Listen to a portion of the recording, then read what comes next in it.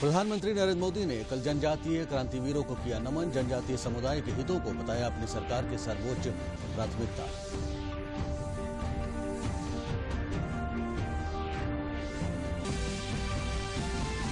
पूर्वांचल को गति देने के लिए तैयार योगी सरकार के एक्सप्रेसवे में आज प्रधानमंत्री नरेंद्र मोदी करेंगे लोकार्पण। पूर्वी उत्तर प्रदेश के लोगों के जीवन में आएगा बदलाव।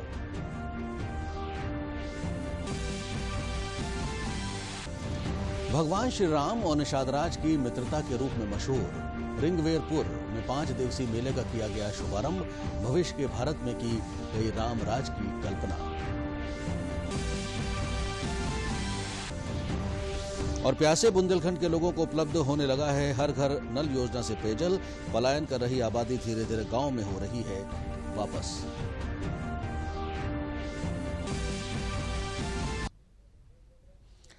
नमस्कार, मैं हूं अनुराग श्रीवास्तव और अब समाचार विस्तार से।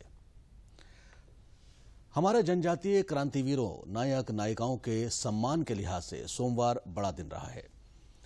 आजादी के अमर नायक भगवान बिरसा मुंडा की जयंती पर जनजातीय गौरव दिवस मनाने की शुरुआत हुई। इस मौके पर भोपाल में हुए महासम्मेलन में पहुंचे प्रधानमंत्री नरेंद्र मोदी ने न सिर्फ इन वीर नायकों को नमन किया, बल्कि ये भी बताया कि उनकी सरकार ने जनजातीय समुदाय के हितों को हमेशा अपनी सर्वोच्च प्राथमिकता में रखा है।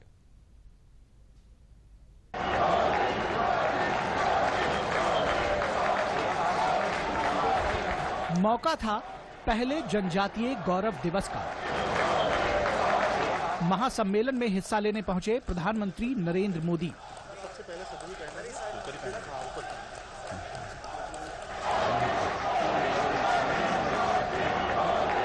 जनजातीय गौरव दिवस महासम्मेलन में सभा स्थल पर जब प्रधानमंत्री नरेंद्र मोदी पहुंचे तो जनजातीय समुदाय के इन नायकों की तस्वीर को देखकर भाव विभोर हो उठे।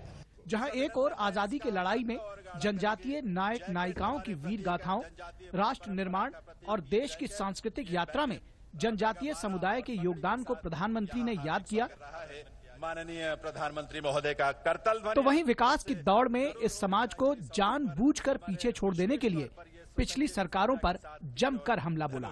पीएम मोदी ने जनजातीय समुदाय के उत्थान को उनकी सरकार की प्राथमिकता बताया। पीएम मोदी ने मध्य प्रदेश सरकार की राशन आपके ग्राम योजना समाधान कर रही है और Madhya Pradesh sickle cell mission का शुभारंभ किया। व्यवस्था की जा रही है। आगामी पीढ़ियों में हीमोग्लोबिनोपैथी के प्रसार को रोकने हेतु जेनेटिक काउंसलिंग कार्ड का वितरण एवं काउंसलिंग की जाएगी। राशन आपके ग्राम योजना का उद्देश्य जनजातीय समुदाय के लाभार्थियों को हर महीने उनके अपने गांव में पीडीएस राशन का मासिक कोटा पहुंचाना है। साथ ही पीएम ने सिकल सेल मिशन के लाभार्थियों को आनुवांशिक परामर्श कार्ड भी सौंपा। यह mission sickle cell anaemia, thalassaemia और अन्य हीमोग्लोबिनोपैथी से पीड़ित मरीजों की जांच एवं उपचार करने और इन बीमारियों के बारे में जन जागरूकता बढ़ाने के लिए शुरू किया गया है। राशन आपके ग्राम योजना हो या फिर Madhya Pradesh sickle cell mission हो, ये दोनों कार्यक्रम आदिवासी समाज में स्वास्थ्य और पोषण को बेहतर बनाने में अहम भूमिका निभाएंगे। पीएम मोदी ने कहा कि देश का जनजातीय क्षेत्र संसाधनों के रूप में संपदा के मामले में हमेशा समृद्ध रहा है, लेकिन जो पहले सरकार में रहे वो इन क्षेत्रों के दोहन की नीति पर चले। आपके आशीर्वाद से आज उन 100 से अधिक जिलों में विकास की आकांक्षाओं को पूरा किया जा रहा है।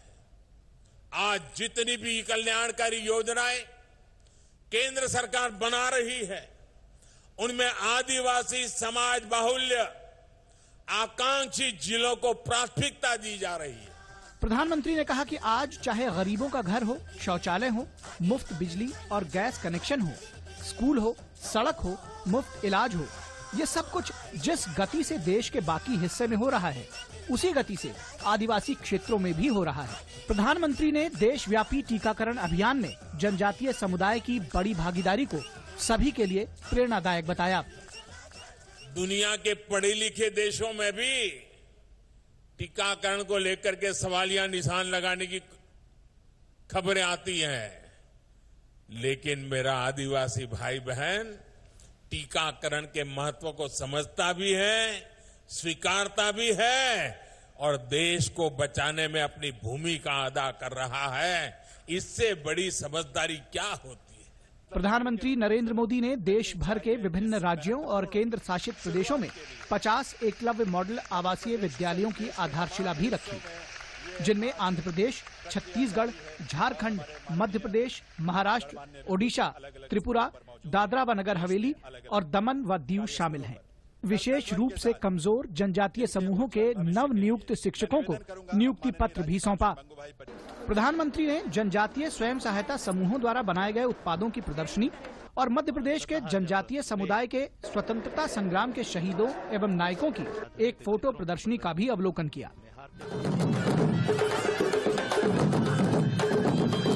आयोजन स्थल पर जाते हुए प्रधानमंत्री मोदी प्रोटोकॉल तोड़कर उन 150 से अधिक आदिवासी लोक कलाकारों के बीच से गुजरे, जो उनके स्वागत में लोक संगीत प्रस्तुत कर रहे थे।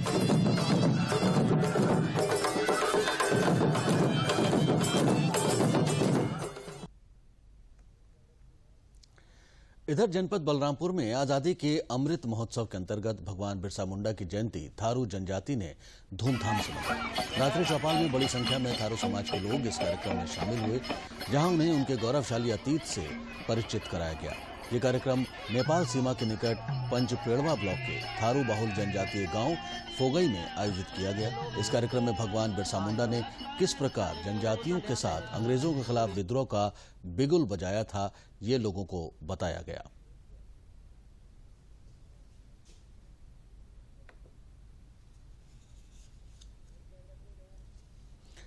बहुप्रतीक्षित और योगी सरकार का पूर्वांचल को जोड़ने वाले बड़े प्रोजेक्ट पूर्वांचल एक्सप्रेसवे का प्रधानमंत्री नरेंद्र मोदी लोकार्पण करेंगे। आज 341 किलोमीटर का ये मार्ग पूर्वांचल को नई गति देने में सक्षम होगा। मंगलवार का दिन उत्तर प्रदेश के विकास में नया इतिहास लिखने जा रहा है, क्योंकि इस दिन यूपी वासियों को बड़ा तोहफा मिलने जा रहा है। प्रधानमंत्री नरेंद्र मोदी मंगलवार को पूर्वांचल एक्सप्रेसवे का लोकार्पण करेंगे।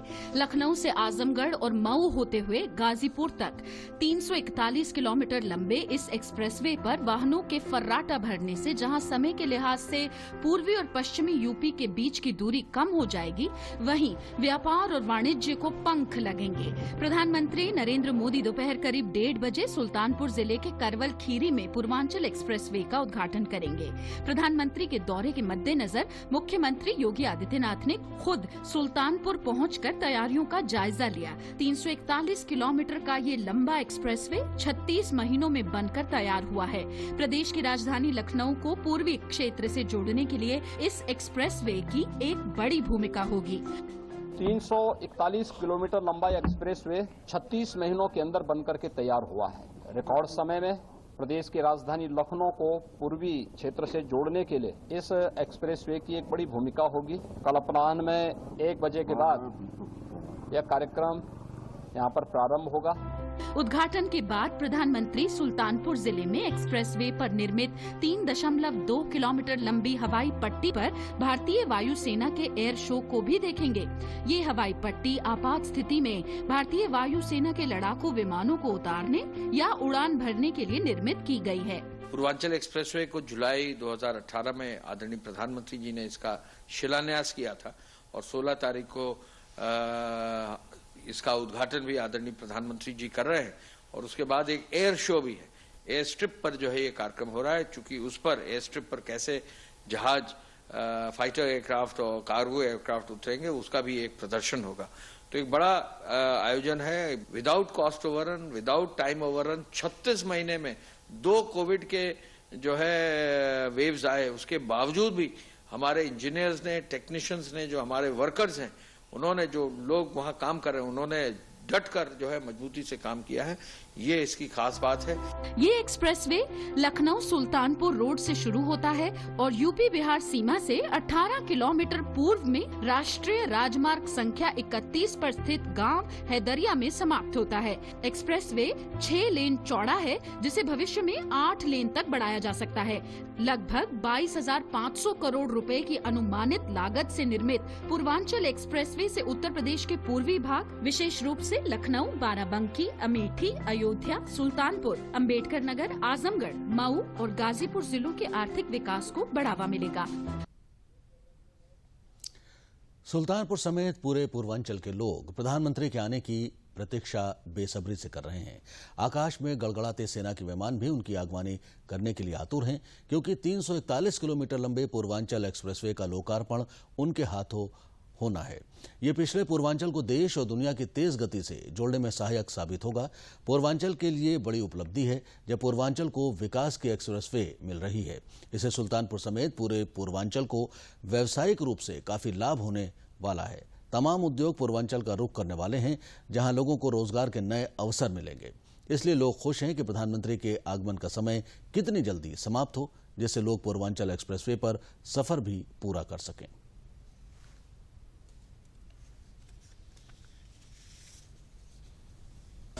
जहाँ तक तैयारी की बात है तो जिला प्रशासन की तरफ से पूरे जिला में पूरी व्यवस्था की गई है, और हमारे पार्टी की तरफ से और हमारी सांसद जी की तरफ से मैं स्वयं सब जगह जा करके लोगों से अपील किया हूँ, और सारी व्यवस्था की गई है। वाहनों की व्यवस्था की गई है, उन लोग को कैसे वो आएंगे, कहीं कोई दिक्कत नहीं हो, उनके लिए एक नोडल के रूप में कार्यकर्ता हमारे रहेंगे, अन्य अधिकारी लोग उनको देखरेख करेंगे, और उन सभी के लिए विशेष प्रकार की व्यवस्था की गई है। और जहाँ तक लोगों के बीच खुशियों की बात है तो जनपद वासियों में एक विशेष खुशी है जिसका कोई सीमा नहीं है। प्रधानमंत्री के आने का हम सब लोग को बहुत ही इंतजार है। पहली बार हम उनसे मिलेंगे, वो हम लोगों के लिए बहुत ही गर्व की बात है कि वो हमारे सुल्तानपुर में आ रहे हैं, और हमें उनसे मिलने के लिए बहुत ही ज्यादा उत्साह है, हम महिलाओं में सबसे ज्यादा, और इसलिए हम सब कई बसों से भरकर जा रहे हैं। आगमन को लेकर बहुत ज्यादा उत्साह है। सुल्तानपुर में पहली बार मोदी जी आ रहे हैं, तो इससे बड़ा उत्साह हम लोगों में है, सुल्तानपुर वासियों में है। और दूसरी बात कि जैसे यहाँ पे जो एक्सप्रेस वे हाईवे बनी हुई है पूर्वांचल की, तो अगल बगल काफ़ी लोग इसमें खुश हैं, गांव वाले खुश हैं कि उनका रोजगार बढ़ेगा। ये माननीय प्रधानमंत्री जी के आने पे उत्साह पूरे भारतीय जनता पार्टी के लोगों में है और कार्यकर्ताओं में है, पूरी जनता को है। आम जनता खुश है उनके कार्य से। बड़े गर्व का विषय है कि हमारे सुल्तानपुर में प्रधानमंत्री जी का आगमन हो रहा है, और 30 फाइटर प्लेन वहां अपना कर्तव्य दिखलाएंगे। इससे गौरव का विषय हमारे सुल्तानपुर के लिए कुछ नहीं हो सकता। मुख्यमंत्री योगी आदित्यनाथ ने कहा है कि उत्तर प्रदेश बेहतर निवेश और ट्रांसपोर्ट सुविधाओं के साथ दुनिया के निवेशकों को आकर्षित करने के लिए तैयार है। ये बात उन्होंने केंद्रीय वित्त मंत्री के साथ वर्चुअल संवाद में कही। उन्होंने कहा कि प्रधानमंत्री के नेतृत्व में उत्तर प्रदेश को बदलने के तमाम अवसर मिले हैं, जिसका हमारी सरकार ने लाभ उठाते हुए बदलाव के प्रयास किए हैं। एक्सप्रेसवे हो, अंतर्राष्ट्रीय हवाई अड्डा हो, निवेश के साथ अर्थव्यवस्था को बढ़ाने के लिए किए गए प्रयास सार्थक सिद्ध हो रहे हैं। ईज ऑफ डूइंग बिजनेस की रैंकिंग में उत्तर प्रदेश देश में दूसरे स्थान पर है। कई मामलों में उत्तर प्रदेश नंबर 1 की पोजीशन हासिल कर चुका है। मुख्यमंत्री ने इस अवसर पर पश्चिमी उत्तर प्रदेश में एक एम्स की स्थापना की मांग के साथ बैंक और एटीएम की संख्या बढ़ाने की भी मांग की। बेटियों को जीने का हक मिले और उनको उनका अधिकार मिले, इसको लेकर सरकार संजीदा दिख रही है। शिक्षा, चिकित्सा, भोजन और विवाह की जिम्मेदारी सरकार उठा रही है। गाजियाबाद में श्रम विभाग द्वारा सामूहिक विवाह कार्यक्रम में कुल 2306 जोड़ों को विवाह बंधन में बांधा गया। इसमें हिंदू, मुस्लिम और बौद्ध धर्म से जुड़े लोग एक ही पंडाल के नीचे विवाह कार्यक्रम में शामिल हुए। मुख्यमंत्री योगी आदित्यनाथ ने वीडियो कॉन्फ्रेंसिंग के जरिए नवविवाहितों को शुभाशीष प्रदान किया। कार्यक्रम में केंद्रीय मंत्री जनरल वीके सिंह और प्रदेश सरकार के श्रम मंत्री स्वामी प्रसाद मौर्य समेत बड़ी संख्या में लोग उपस्थित थे। इन नवविवाहित जोड़ों के हाथों में 65,000 रुपए खातों में ट्रांसफर किए गए, जिससे वो विवाह का सामान खरीद सके। श्रमिकों की बेटियां जब लाल जोड़े में मंडप में आईं तो उनके माता पिता भी सपना पूरा हो गया, जो अपनी बेटी के विवाह को लेकर चिंतित थे।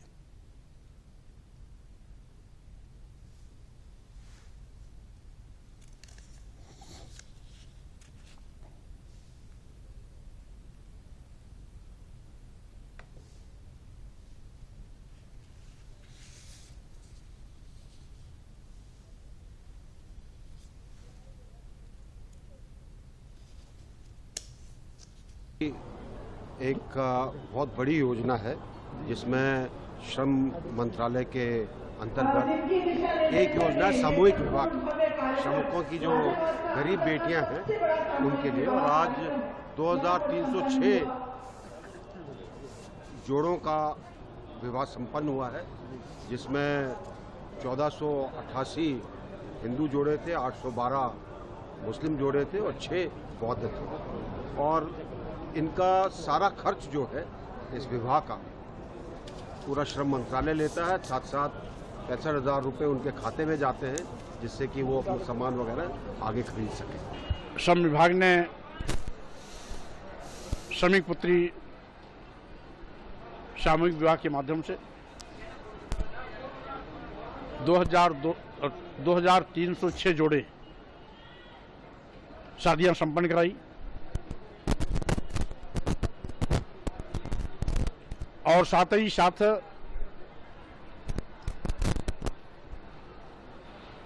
दो 2306 जोड़े में जहां लगभग 1442 हिंदू जोड़े थे, वहीं पर 812 मुस्लिम जोड़े थे, 6 जोड़े बौद्ध समाज के भी थे।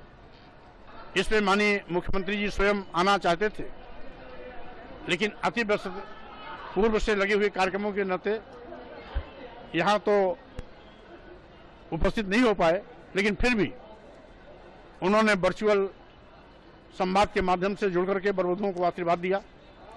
सर, हमने इसमें आधार कार्ड जमा करा था। हमारे क्या नाम है, एक वो है जैसे कि कैफ़े होता है, उन्होंने, मेरा फ्रेंड है तो उन्होंने बताया था कि ऐसे ऐसे है, इस चीज़ में करिए। तो उनके घर वालों ने और मेरे घर वालों ने बैठ के बात करी थी, फिर उन्होंने मेरा ये ब्याह करवाया था। जी, सरकार का अच्छा कदम है, बिल्कुल। गरीब इंसान कहाँ जाएगा?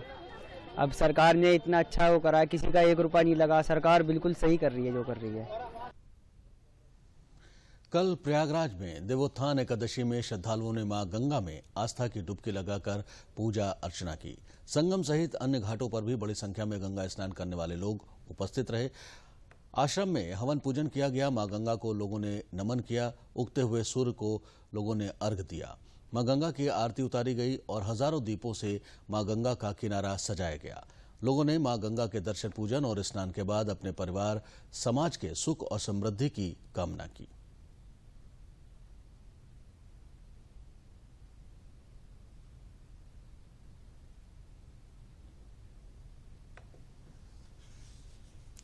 देव दीपावली मनाई जा रही है और सबसे बढ़िया बात है यहाँ के बच्चों का उत्साह देखिए। इस पूरे फील्ड को 3 हिस्सों में बांटा है। एक क्रिकेट ग्राउंड है, एक फुटबॉल है और एक हैंडबॉल ग्राउंड है, और यहाँ रोज 80 से 90 बच्चे खेलने आते हैं। सबसे बड़ी बात है ये, और इतने मन से वो आज का दिन आप देखिए, यही असली पूजा है उनको लगता है। और हर साल मनाया जाता है देव दीपावली। हम आते हैं यहाँ पे। पहले तो काफ़ी भीड़ होती थी, इस समय कोरोना के वजह से थोड़ा सा रेस्ट्रिक्शन किया गया है और पटाखे भी कम बजाए जा रहे हैं। बहुत जल्द जो है 150वीं वर्षगांठ मनाने जा रहे हैं। इसी अवसर पर जो है हम लोग पूरा जो है ग्राउंड का वो कर रहे हैं, जिससे कि हमारे ग्राउंड में और अच्छे टूर्नामेंट हो सके। अभी हम लोगों ने एक टूर्नामेंट कराया है और साल भर जो है पूरा फुटबॉल, क्रिकेट, हैंडबॉल और बाकी जितने भी हैं प्रतियोगिताएं हम लोगों के आयोजन करने का जो है प्रस्ताव है। हमें आशा है कि हम 150वीं वर्षगांठ की जो है बहुत अच्छी तरह से जो है प्रारंभ कर सकेंगे और साल भर जो है ये मनाएंगे। उसी का जो है आज हम लोगों ने शुरुआत। प्रयागराज के रिंगी ऋषि के तपोस्थली रिंगवेरपुर धाम भगवान श्री राम और निषाद राज की मिलन स्थली में 5 दिवसीय मेले का शुभारंभ किया गया। 32वें राष्ट्रीय मेले का शुभारंभ पश्चिम बंगाल के पूर्व राज्यपाल पंडित केसरीनाथ त्रिपाठी और स्वामी श्री धराचार्य महाराज ने मां गंगा की आरती के साथ किया। 5 दिन तक चलने वाले मेले में अलग अलग दिन धार्मिक, सांस्कृतिक और सामाजिक कार्यक्रमों का आयोजन किया जाएगा। पांडुलिपियों में रामकथा के चित्रण करती हुई दुर्लभ चित्र प्रदर्शनी भी लगाई गई है। इस मेले का उद्देश्य भारत में जातीयता के ऊंच नीच की भावना को समाप्त करना है। अवधपुरी जैसे महान राज्य के उत्तराधिकारी किस तरह निषाद राज को अपना मित्र बताते हैं और उनके साथ अपनी मित्रता निभाते हैं, यही भारत की मूल भावना है जो लोगों के बीच जानी चाहिए, जिससे जातीयता और गैर बराबरी का मनोभाव लोगों में समाप्त हो। देखिए, यह रामायण मेला इसका एक बड़ा परम पवित्र उद्देश्य है। व्यक्ति के अंदर राम के चरित्र में जितने भी गुण हैं, उन गुणों को अपने जीवन में समाहित करें ताकि हमारे देश में स्वस्थ सच्चरित्र और सद्भावी समाज का निर्माण हो सके। राष्ट्रीय एकता, अखंडता एवं विश्व बंधुत्व को बढ़ावा देने के उद्देश्य से कार्तिक एकादशी आज 15 नवंबर को राष्ट्रीय रामायण मेले के 32वां सोपान का शुभारंभ श्रीमद प्रयाग पीठाधीश्वर जगत गुरु रामानुजाचार्य स्वामी श्रीधराचार्य जी महाराज जी ने किया। राष्ट्रीय स्वच्छ गंगा मिशन के अंतर्गत गंगा नदी में मछलियों के संरक्षण और संवर्धन के लिए केंद्रीय अंतरस्थलीय मत्स्य अनुसंधान संस्थान द्वारा जन जागरूकता कार्यक्रम का प्रयागराज के संगम क्षेत्र में आयोजन किया गया। कार्यक्रम में डॉक्टर जय कृष्ण जेना ने कहा कि सरकार द्वारा देश के अनेक स्थानों पर अनेक प्रजातियों की मछलियों को छोड़ा जा रहा है। अगर उन मछलियों में 10% भी मछलियां बची तो बड़ी संख्या में मछलियों का संवर्धन होगा और गंगा की सफाई भी उन्हीं के द्वारा होगी। ICAR के निदेशक डॉक्टर B.K. दास ने कहा कि सरकार द्वारा आज मछलियों के संवर्धन के लिए अनेक कार्यक्रम चलाए जा रहे हैं, जिससे हमारे मछुआरों की भी आमदनी बढ़े और गंगा की सफाई भी हो। 2 साल के बाद 1 लाख भी बचेगा। फॉर एग्जाम्पल 50% फीमेल हुआ, 50% मेल हुआ, 50,000 भी फीमेल हो गया एंड 50,000 से भी 25,000 भी ब्रीडिंग किया। एक ब्रीडिंग करने से 1 लाख से 2 लाख फिर बीज मिलेगा। तो धीरे धीरे जो संख्या धीरे धीरे कम हो रहा है वो थोड़ा बढ़ेगा। एंड हमारा मकसद नहीं है कि ओनली मछली बढ़े। फाइनली कौन इसको पकड़ेंगे? जो यहाँ का जो मछुआरा जो है उनका लाइवलीहुड डेवलपमेंट है, हमारा मकसद है। ऐसे नहीं है कि हम हमारे लिए कर रहे हैं। हमारा कोशिश है कि जो हम छोड़ रहे हैं हम वही बताना चाहते हैं हमारे मछुआरे भाई बहन को कि जो हम छोड़ रहे हैं आप देखिए, जो छोटा साइज को मत पकड़िए। आप बड़ा होने के बाद जितना पकड़ना है आपके लिए तो ये है, बड़ा पकड़े। कभी कभी जाल में आ जाता है तो कितना पैसा मिलेगा? 1 रुपया 2 रुपया मिलेगा, लेकिन वो 2 रुपया छोड़ देंगे तो कल 200 रुपया मिलेगा। हम लोग अभी तक 43 लाख जो फिंगरलिंग्स गंगा में छोड़ चुके हैं 3 साल में। तो आप उसमें देखिए, जब 10% जैसे साहब ने हमने बोले 4.3 लाख हमारा अभी तक उम्मीद करते हैं। और हम लोग स्टडी किए हैं जैसे कार्प्स जैसे रोहू, काटला, मृगल छोड़ने के बाद भी कालबासु छोड़ रहे हैं। कालबासु है, डेट्रीवर्स नीचे जो आपका स्वेज छोड़ रहे हैं वो खा रहे हैं। और बाकी अपर स्ट्रेच में भी महासीर का प्रबंध है। इस साल हम लोग कुछ जो कंजर्वेशन एस्पेक्ट में भी कुछ टेंगरा मछली, प्रॉन, फ्रेश वाटर प्रॉन और पापदा ये सब छोड़े हैं। तो ये डाइवर्सिटी को बढ़ाएगा और जब ये शोध का जो गंगा का शोध का एक अहम हिस्सा ग्रहण करेगा। बरेली में इंसानियत की एक मिसाल देखने को मिली। एक संस्था भीख मांगने वाले बच्चों को मुख्य धारा में लाकर उन्हें अच्छा इंसान बनाना चाहती है। छोटी सी आशा संस्था ने सड़क किनारे होप कैफे खोले हैं, जहां इन बच्चों को भोजन के साथ शिक्षा और संस्कार भी दिए जा रहे हैं। संस्था के लोग इन बच्चों को औपचारिक रूप से शिक्षा के साथ जोड़ने का प्रयास कर रहे हैं। इन बच्चों को गीत के साथ नए तरीके से शिक्षा के साथ जोड़ने का प्रयास किया जा रहा है, जिससे बच्चे भीख मांगना छोड़कर भावी जिंदगी का सफर आसानी से पूरा कर सकें और समाज को भी कुछ दे सकें।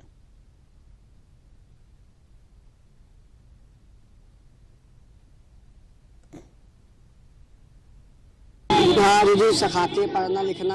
हम लोगों से कह रही थी स्कूल जाओगे कुछ दिनों के बाद। हमने कहा दीदी ठीक है।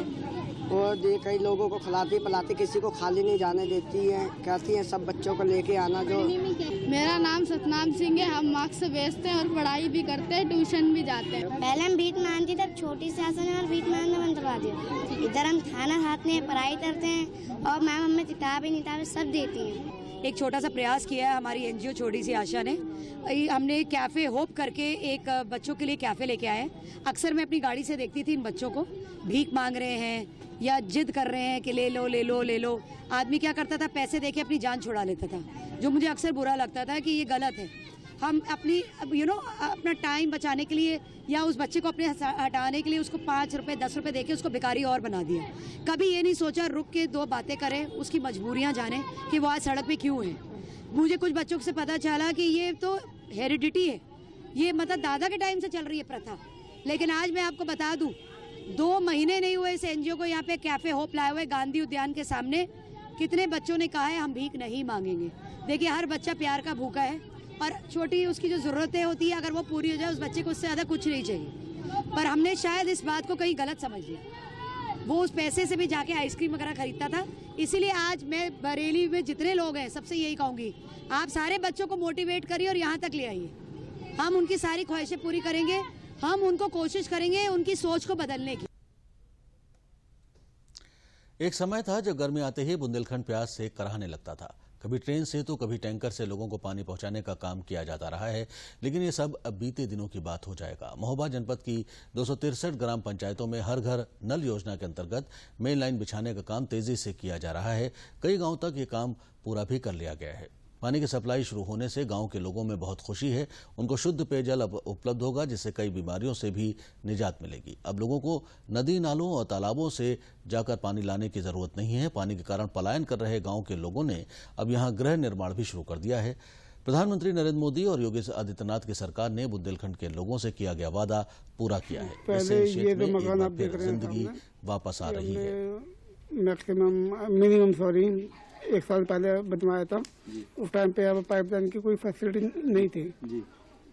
उस टाइम पे ऐसा था कि मॉर्निंग इवनिंग और आई थिंक आफ्टरनून भी हमने आई थिंक हैंड पंप से इतना पानी भरा है अनलिमिटेड। हम ही जानते हैं वो कितना हमने भरा है। फैसिलिटी है, मतलब मॉर्निंग इवनिंग पानी भी आता है, अच्छा पानी आता है। पहले मुझे कई घंटों पानी के लिए मतलब नल पे जाना पड़ता था। अब पर ऐसी समस्या नहीं हो रही है क्योंकि अब हेड नल का यहीं पर आ रहा है पानी और पर डे आ रहा है। अब जब से नल टोटी अंदर लग गई उससे बहुत सुविधा हो गई हैं। पहले सड़क पर जाते थे दूर दूर पानी भरने के लिए तो बहुत दिक्कतें थी। अब बहुत सुविधाएं हो गई। घर सबके घर घर हेड नल लग गया है। मोदी जी ने लगवा दिए, सबके गांव में सबके घर घर लग गया है। पहले सिर पे जाती थी, ले आती थी नलकों से बाल्टियों में। अब जब से लाइन आ गई, जब से घर घर में पानी हो गया जी। अब तो ऐसा है, पहले दिक्कत थी पानी की, अब तो पानी आने लगा। जैसे घर घर टोंटी की व्यवस्था बन गई। अब धन्यवाद मोदी जी को देंगे, उसने तो पहुंचाया पानी भी। अब ये है हर घर में टोंटी लग गई है, पानी काफी सुविधा हो गया। बहराइच स्थित करतनिया घाट वन्यजीव प्रभाग आज से पर्यटकों के लिए खोल दिया गया है। करतनिया घाट घूमने वाले पर्यटकों को इस बार ऑनलाइन बुकिंग कराना होगा। करतनिया घाट में पर्यटक सुबह और शाम को जंगल और बोट की सवारी कर सकते हैं, तो दोपहर में उनको थारू संस्कृति के बारे में जानने का भी मौका मिलेगा। वन विभाग ने करतनिया घाट के पास बसे थारू जनजाति के फकीरपुरी गांव में पर्यटकों के लिए हट की व्यवस्था की है, जहां पर्यटक थारू संस्कृति के बारे में जान सकेंगे।